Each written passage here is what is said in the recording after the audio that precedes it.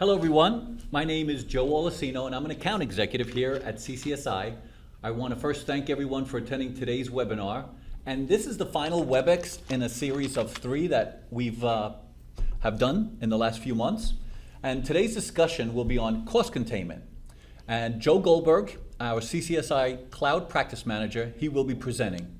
And for any of those that aren't familiar with CCSI, we've been in business since 1974, and our core competencies include infrastructure, which incorporates the data center, IPT, wireless, disaster recovery, also security, and when I refer to security, I'm looking at risk assessments, pen tests, vulnerability testing, DDoS solutions, also secure mail and endpoint protection, and then the cloud. The last 2 WebExes that we did was on migration, also disaster recovery, and again today will be cost containment.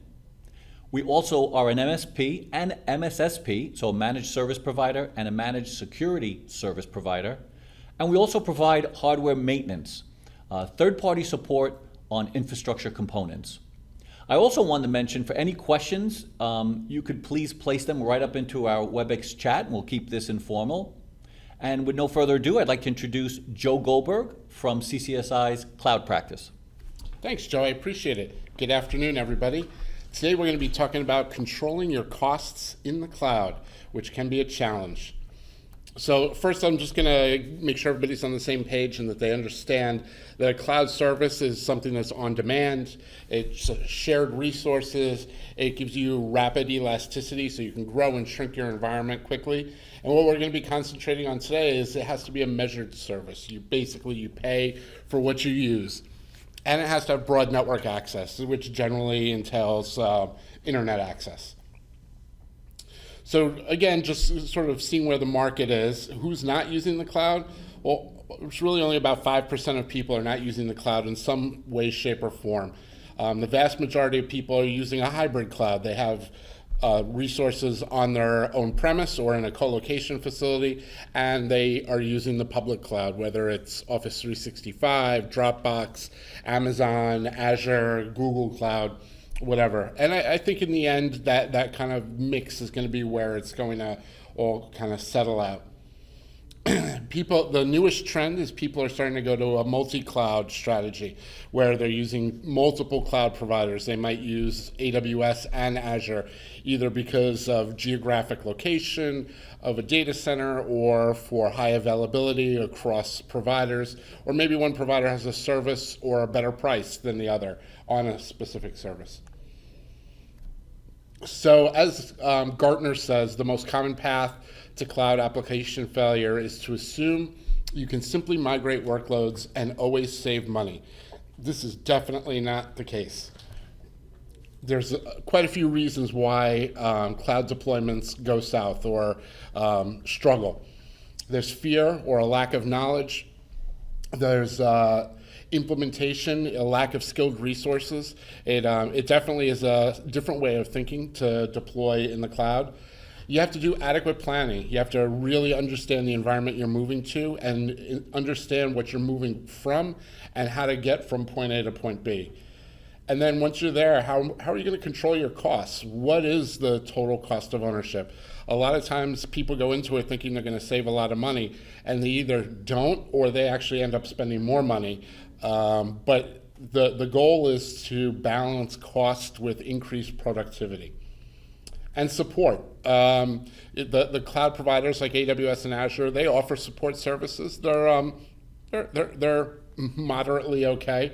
Your best bet really though is to align yourself with a cloud consulting reseller or a managed service provider who can really help you out and be that middleman between you and the giant cloud providers.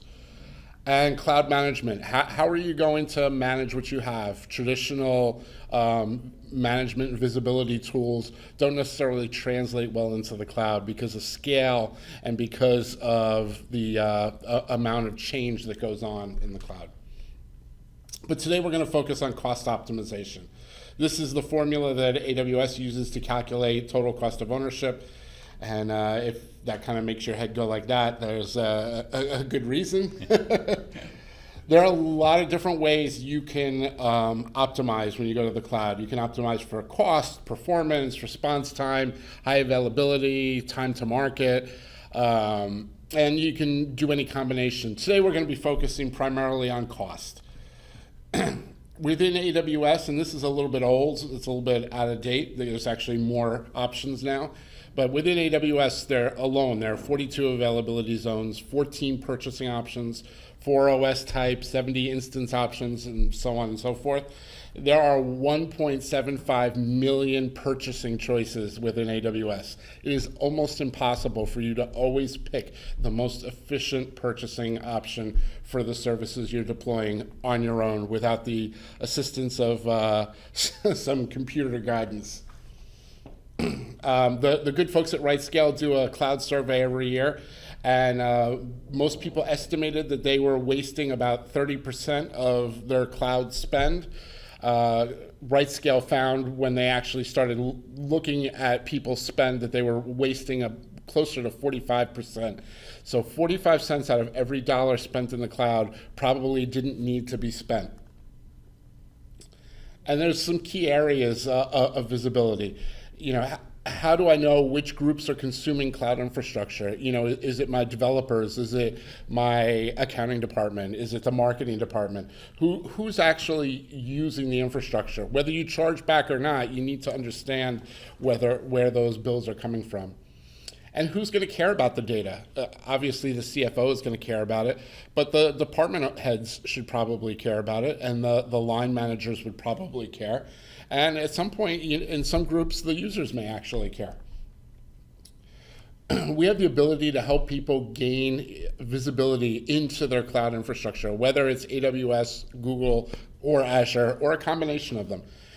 We can show, like on the left, which services are in use by date, and then on the right, the size of each service and which user. Like this column over here on the left here, this is the user Vikram. He is spending probably about $275,000 a month. I'm thinking if he's not bringing in millions of dollars, his boss is probably not too happy with him.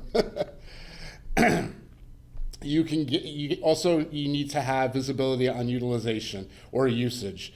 How are you spending the money? Are you spending it on servers? Are you spending it on platform as a service, databases? What kind of how are you paying for it? Are these on demand?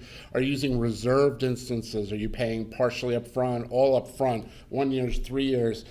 Especially if you're if you're a budget owner and reporting into a CFO, he's going to really care about that. How are we efficiently spending our money, and how can he amortize the expense?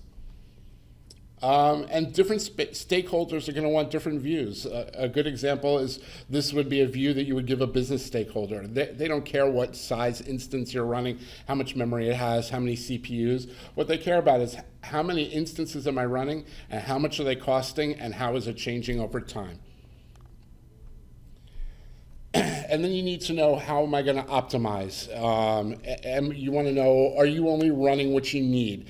Because in the cloud, you pay for what you use. You really only want to run exactly what you need at that moment. As you need more, you add more. As you need less, you take away. And you want to make sure that everything that you have deployed, that you're maximizing it. You don't want machines sitting at 5 or 10% utilization. You want them running at 80 to 90% utilization.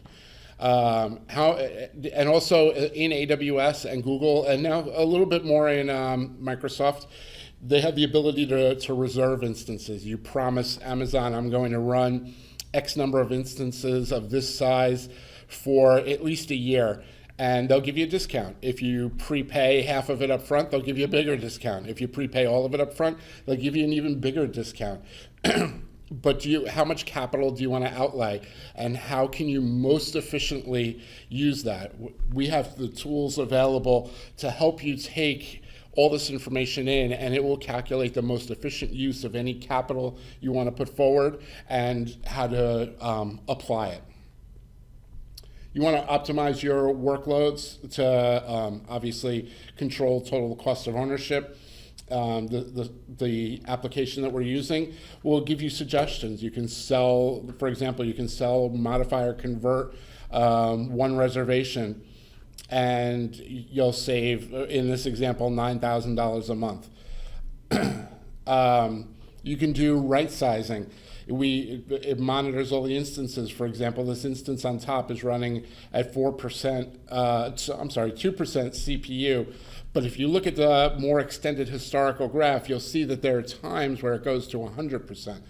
So you might be able to shrink the instance and still be able to perform what you're doing, or you might want to put it into an elastic group where it will, an auto scaling group where it will grow and shrink as needed to try to save money. From the dashboard, you can see it will give you a recommendation. For example, right now, the machine is this top machine is an R3 2 extra large in AWS. Based on the long-term monitoring, the software is recommending that you downgrade to an R3 large, which would save you $364 a month just on this one instance. And then it has an actions menu where it can help you actually do the migration from the bigger machine to the smaller one if you like. Another important piece of this is governance. You want to make sure once you've achieved all the cost savings, you want to make sure that you no longer get your costs out of whack. And while you're at it, you might as well make sure that your security on a high level is following some form of governance. So you want to continuously monitor your infrastructure to make sure that your spend isn't going to exceed your budget and that you get a warning way beforehand if that's going to be the case. You obviously, when you deploy instances, you want to make sure you do good tagging. A good tagging strategy is critical to be able to understand what services each instance belongs to and which organization within your company they belong to. And you want to make sure are your environments secure. In AWS, for example, AWS buys into the SIS framework of security, and we'll be able to report any exceptions to the SIS framework. And you can tune that to say, you know what, I don't really care as much about this as I do about that. And a lot of these repetitive tasks can be automated. We can build automation around it to say, you know what, if I see an instance that comes up without any tags, shut it down and send an email. And here's kind of how the automation works. We can do things like if an instance is only used between 9 and 5 and is never used at night, we can have it automatically shut the server down at like 5:30 and turn it back up at 8:30 in the morning. So you're not paying for it while you're using it. It can go through and find EBS volumes that are not attached to an instance anymore and automatically delete them or take an action based on a tag. And on the security side as well, it will generate reports of exceptions based on the SIS standard. And not only does it generate the exception list, but it tells you what you can do to try to mitigate it, the exception. And again, you can set up governance around security as well. And the most important thing to remember, as with everything in the cloud, continuous monitoring and continuous optimization is going to keep you from having a surprise bill. The goal is to be able to grow your resources in the cloud, but never have any surprises that come your way as far as the CFO calling you up and saying, how come this bill is $30,000 more than it should be? Thank you very much. That's all I have. I'll open it up if there are any questions. Thanks, Joe. I do have a couple of questions, Joe, from the attendees. The first one is, which tools are used? Are they in-house developed? No, we are partnered with two different tools. We are partnered with both Cloud Health and Cloud Checker, and we'll use the tool that is best suited for the particular customer. Another question was, what is the prerequisite? They have Office 365, this customer. Is that apply here, or is it only specific, regular Office applications for cost containment? Actually, it's not for an Office 365 application. It would be for people that are running resources in Microsoft Azure, Google Cloud, or AWS. So they would be running either virtual machines there, databases up there, AI applications, IoT type applications, anything that they're running directly up in the cloud. And the last question is, what are the first couple of steps to get started? It's actually very simple to get started. Basically, in any of the cloud providers, you create a simple security role that would allow the tool to get read-only access to the descriptions of the services that are running there, and that's it. We have obviously no ability to write into their infrastructure, but it's about 5 minutes of prep work, and the system will be able to go out and start collecting data. Okay. Well, thanks, Joe, and thank you everyone for your time today. Your account managers, they'll be following up with you to answer any questions and discuss next step with yourselves. So thank you and have a great day. Thank you.